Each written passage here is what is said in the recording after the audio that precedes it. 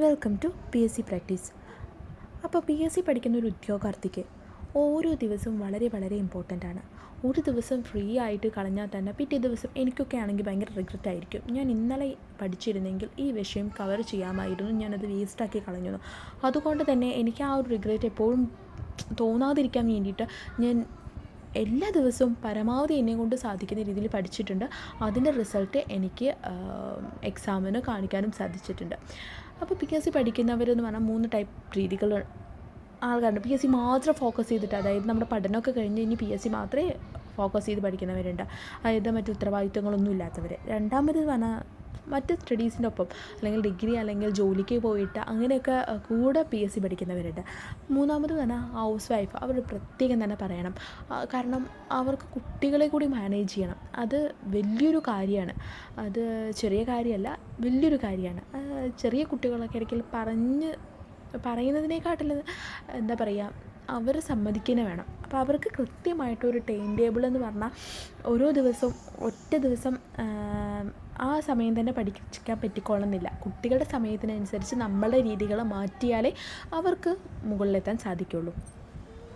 അപ്പോൾ ഒരു time table set ചെയ്യുമ്പോൾ, ഒരു ഡെയിലി ടൈം ടേബിൾ സെറ്റ് ചെയ്യുമ്പോൾ എന്തൊക്കെ നോക്കണം? നമ്മൾ രാവിലെ അല്ലെങ്കിൽ വൈകുന്നേരം അതായത് രാത്രി നമുക്ക് എപ്പോഴാണ് ഫ്രീ ആവുന്നത്, എപ്പോഴാണ് നമ്മുടെ സേഫ് സോണ്, അതിന് ഒരു ടൈം ഫിക്സ് ചെയ്യുക. അതായത് ഒരു 3 to 6 മണിക്കൂർ വരെ ടൈം മാറ്റി വയ്ക്കുക, അല്ലേ? ഇത് PSC പഠിക്കുന്ന മാത്രം ഫോക്കസ് ചെയ്യുന്നവർക്ക് അതൊക്കെ എളുപ്പമായിരിക്കും. കാരണം അത് മാത്രം പഠിക്കാനായിട്ട് മാറ്റി വെച്ചിരിക്കുകയായിരിക്കും. ഈ മറ്റ് പഠിക്കാൻ പോകുന്നവർക്കൊക്കെ ഇതിൻ്റെ ഇടയിൽ ഒരു സമയം ഇതിനു വേണ്ടി മാറ്റി വയ്ക്കുക. ഈ കുട്ടികളൊക്കെ ഉള്ള ഹൗസ് വൈഫൊക്കെ ആണെങ്കിൽ അവർക്ക് കുട്ടികളുടെ സമയത്തിനനുസരിച്ച് നമ്മൾ മാറണം. രാവിലെ കിട്ടിയിട്ടില്ലെങ്കിൽ നമ്മൾ വൈകുന്നേരം പഠിച്ചോളണം. വൈകുന്നേരം കിട്ടിയിട്ടില്ലെങ്കിൽ നമ്മൾ പിറ്റേ ദിവസം രാവിലെ എണീറ്റ് പഠിച്ചോളണം. കുട്ടികളുടെ സമയത്തിനനുസരിച്ച് നമ്മൾ മാറിക്കൊണ്ടിരിക്കാം. ഇപ്പോൾ പുരുഷന്മാർക്ക് ബുദ്ധിമുട്ടില്ല എന്നല്ല, അവർക്ക് ഈ നാട്ടുകാരുടെയും വീട്ടുകാരുടെയൊക്കെ ചോദ്യങ്ങളുണ്ടാവും. ജോലിക്ക് പോകുന്നില്ല, PSC പഠിച്ചോട്ട് നടക്കണമെന്ന്. ആ ഒരു മാനസികമായിട്ടുള്ള തളർച്ച നമ്മൾ താഴാണ്ട് പഠിക്കാൻ കഴിയണം. ഓക്കെ, അപ്പം ഞാൻ എങ്ങനെയാണ് PSC പഠിച്ചു തുടങ്ങിയത്? ഞാൻ ആദ്യം ഉപയോഗിച്ച പുസ്തകങ്ങളെല്ലാം തന്നെ ഞാൻ മുന്നൊരു വീഡിയോ ആയിട്ട് ഇട്ടിട്ടുണ്ട്. അത് ഞാൻ ഡീറ്റെയിൽ ആയിട്ട് ഞാൻ പറഞ്ഞിട്ടുണ്ട് കേട്ടോ, ഏതൊക്കെ ബുക്കിൽ നിന്നാണ്. ഞാൻ ആദ്യം LGSൻ്റെ ക്വസ്റ്റ്യൻ പേപ്പേഴ്സിൽ നിന്നാണ് പഠിച്ചത്.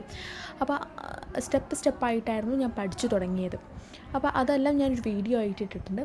ഇപ്പോൾ നമ്മൾ ഓരോ ദിവസം യൂസ് ചെയ്യുമ്പോൾ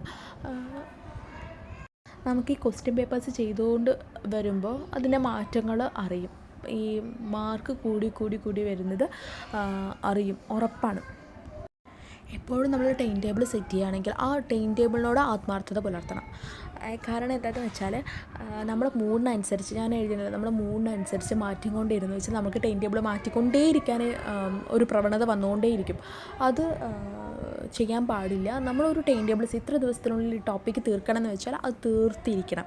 പിന്നെ എല്ലാ ദിവസവും ഒരു സമയം ഇതിനായിട്ട് മാറ്റി വയ്ക്കണം PSC പഠിക്കുന്നതിന് വേണ്ടിയിട്ട്. അതും നമ്മൾ ഒഴിവാക്കി കളയരുത്. PSC കിട്ടുന്നത് വരെ ഫങ്ഷൻസൊക്കെ പരമാവധി കുറയ്ക്കുക. പിന്നെ കുട്ടികളുടെ, ഇപ്പോൾ ഞാനൊരു എക്സാമ്പിൾ പറയുകയാണെങ്കിൽ, ഇവിടെ അടുത്തൊരു ചേച്ചി, അവർക്ക് ട്വിൻസാണ്. അപ്പോൾ അവർ ചെറിയ കുട്ടികളാണ്, അംഗനവാടിക്കൊക്കെ പോകുന്ന കുട്ടികളാണ്. അപ്പോൾ അവർ അതായത് അവരുടെ അച്ഛന് വീട്ടിലേക്ക് വരുമ്പോഴേക്കും ഒരു 10:30 ആവും. വർക്ക് കഴിഞ്ഞ് വരുമ്പോൾ അവരൊക്കെ ഉറങ്ങുമ്പോഴേക്കും 11-12 ആവും ആ കുട്ടികൾ. അപ്പോൾ ഈ ചേച്ചി എന്താ പഠിക്കുന്നത്? 12 മണിക്ക് ഉറങ്ങിയിട്ട് ഒരു 3:30 എണീറ്റിട്ടൊക്കെയാണ് പഠിക്കുന്നത്. കാരണം കുട്ടികൾ ഉണരുന്നതിന് മുമ്പ് ഈ വിഷയങ്ങളെല്ലാം തന്നെ പഠിച്ച് തീർക്കണമെന്നൊരു ദൃഢനിശ്ചയത്തോടു കൂടി പഠിക്കണം. ഉറക്കമൊന്നുമില്ല, നമ്മൾ ഉറക്കമൊന്നുമില്ല എന്ന് പറഞ്ഞിട്ട് നമ്മളിങ്ങനെ പറയുന്നുണ്ടല്ലോ, പക്ഷെ അവരുടെ റിസൾട്ട് അവർക്ക് ആ റാങ്കിലൂടെ കിട്ടും എന്നതാണ് എനിക്ക് ഉറപ്പാണ്. കാരണം ഞാനും അത്രത്തോളം ഹാർഡ് വർക്ക് ചെയ്തതാണ്. നിങ്ങളൊക്കെ ഉറക്കമൊന്നും ഇല്ലേന്ന് പലരും ചോദിച്ചിട്ടുണ്ട്. ഉറക്കം വേണ്ട, നമുക്ക് എക്സാം നല്ലപോലെ ആൻസർ ചെയ്ത് കഴിഞ്ഞാൽ നമുക്ക് നല്ലപോലെ ഉറക്കം കിട്ടും. പിന്നെ ജോലിക്ക് പോയാൽ നന്നായിട്ട് ഉറക്കം, ജോലിക്ക് പോയി തുടങ്ങിക്കഴിഞ്ഞാൽ നമുക്ക് രാത്രിയൊക്കെ നല്ലപോലെ ഉറങ്ങാമല്ലോ, ഫ്രീ ആയിട്ട് ഉറങ്ങാം. ഇപ്പോൾ കുറച്ച് ഉറക്കം കുറവായാലും നമുക്ക് ഭാവി സുരക്ഷിതമാക്കാൻ ശ്രമിക്കും. അതായത് എക്സാം കഴിയുന്നത് വരെയല്ലേ ഈ എഫേർട്ട് എടുക്കേണ്ടതുള്ളൂ. ഓക്കെ, ഇപ്പം ഞാൻ ഒരു എക്സാമ്പിൾ, ഇപ്പം ഞാൻ മുമ്പ് കാണിച്ചിട്ടുണ്ടായിരുന്നു ഇംഗ്ലീഷിൻ്റെ ക്വസ്റ്റ്യൻ പേപ്പേഴ്സൊക്കെ എങ്ങനെയാണ് ചെയ്തതെന്ന് നോട്ട്ബുക്കിൽ എഴുതിയെടുത്തിട്ടുണ്ടായിരുന്നു. എല്ലാത്തിൻ്റെയും ആൻസർ ആയിരുന്നു, അത് എങ്ങനെയാണ് കിട്ടുന്നതെന്ന് എഴുതിയിട്ടുണ്ടായിരുന്നു. അങ്ങനെയൊക്കെ ഞാൻ പരമാവധി പല രീതിയിലും പ്രവർത്തിച്ചിട്ടാണ് നമ്മുടേതായ ഒരു രീതി ഡെവലപ്പ് ചെയ്യുക. അത് നമുക്ക് വളരെയധികം യൂസ്ഫുള്ളായിരിക്കും. ഇപ്പോൾ ഒരു ടഫായിട്ടുള്ള ഭാഗങ്ങളൊക്കെ അതിൻ്റെ ഇയേഴ്സൊക്കെ നമുക്ക് ഭയങ്കര ബുദ്ധിമുട്ടാണെങ്കിൽ അത് ചെറിയൊരു ഷോർട്ട് നോട്ടാക്കി എഴുതിയിട്ട് നമ്മൾ ട്രാവൽ ചെയ്യുമ്പോൾ അല്ലെങ്കിൽ അടുക്കളയിലൊക്കെ ജസ്റ്റ് ഒന്ന് സ്റ്റിക്ക് ചെയ്ത് വെച്ചിട്ട് ഇടയ്ക്കിടയ്ക്ക് വായിച്ച് നോക്കുന്നത് വളരെയധികം ഉപകാരമായിരിക്കും. പിന്നെ നമ്മൾ പഠിച്ചുകൊണ്ടിരിക്കുന്ന ഒരു ഓഡിയോ തന്നെ വീണ്ടും വീണ്ടും കേൾക്കുകയാണെങ്കിൽ നമ്മുടെ വോയിസിൽ തന്നെ അത് കേൾക്കുകയാണെന്നത് നല്ലതാണെന്ന് എനിക്ക് തോന്നിയിട്ടുണ്ട്. നമ്മുടെ വോയിസിൽ തന്നെ ആ ഒരു ടോപ്പിക്ക് വായിച്ച് ഓഡിയോ ആക്കിയിട്ട് കേൾക്കുന്നത് നന്നായിട്ടുണ്ടാവും. ഒരു ദിവസം ഒരുപാട് മണിക്കൂർ പഠിക്കുന്നതിനേക്കാളും ഉള്ള സമയം നല്ലപോലെ ഫോക്കസ് ചെയ്ത് പഠിക്കുന്നതാണ് ഈ കുട്ടിയിലുള്ള അമ്മമാരൊക്കെ യൂസ് ചെയ്യേണ്ടത്. അത് നല്ലപോലെ ഫോക്കസ് ചെയ്തിട്ട് പഠിക്കാൻ ശ്രമിക്കുക. കുട്ടികളുടെ നമ്മൾ പഠിക്കാത്ത സമയമൊക്കെ കുട്ടികളുടെ അടുത്ത് ദേഷ്യപ്പെട്ടിട്ട് ഒരു കാര്യമില്ല. കാരണം കുട്ടികളെന്ന് പറഞ്ഞാൽ എന്താ അറിയുക, അവർക്ക് ഈ കളിച്ച് നടക്കാനും വഴക്കിടാനൊക്കെ അല്ലേ അറിയുള്ളൂ. അപ്പോൾ അവരുടെ സമയം അവർക്ക് കൊടുത്തിട്ട് നമ്മുടെ സമയത്തിൽ നിന്ന് തന്നെ നമ്മൾ പഠിക്കാനുള്ളത് കണ്ടുപിടിക്കുക. അതാണ് ചെയ്യേണ്ടത് കേട്ടോ. പിന്നെ ഒരു ദിവസം എങ്ങനെ ഉപയോഗപ്പെടുത്തണമെന്ന് മറ്റൊരാൾക്ക് പറഞ്ഞു തരുന്നതിനേക്കാട്ടിൽ സ്വയം നമ്മുടെ രീതിക്കനുസരിച്ചിട്ട് കണ്ടുപിടിക്കുന്നതാണ് ഏറ്റവും ഉചിതമായത്.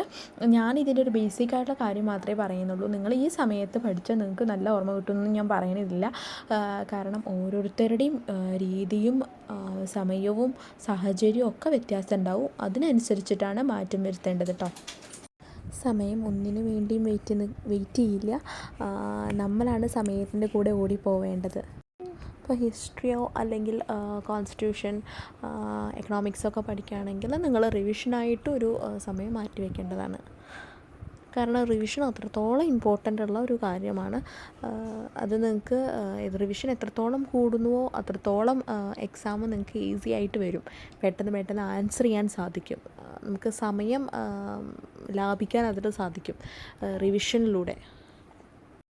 ഓരോ സമയവും വിലപ്പെട്ടതാണ്. അത് ആത്മാർത്ഥതയോടുകൂടി ഫോക്കസ് ചെയ്ത് പഠിക്കുക. അതിൻ്റെ റിസൾട്ട് നിങ്ങൾക്ക് എന്തായാലും ലഭിക്കും.